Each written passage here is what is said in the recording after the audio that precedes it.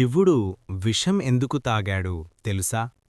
సముద్రమథనం సమయంలో దేవతలు మరియు అసురులు కలిసి అమృతం కోసం సముద్రాన్ని మథించారు. కాని ముందుగా బయటకు వచ్చినది అమృతం కాదు, ఒక భయంకరమైన హాలాహల విషం. ఆ విషం ఎంత ప్రమాదకరమో తెలుసా? అది మొత్తం సృష్టినే నాశనం చేసే శక్తి కలిగి ఉంది. ఆ సమయంలో దేవతలు భయపడిపోయారు. ఎవరూ ఆ విషాన్ని తాకడానికి కూడా ముందుకు రాలేదు. అప్పుడు ఒక దేవుడు ముందుకొచ్చాడు. ఆయనే మహాదేవుడు.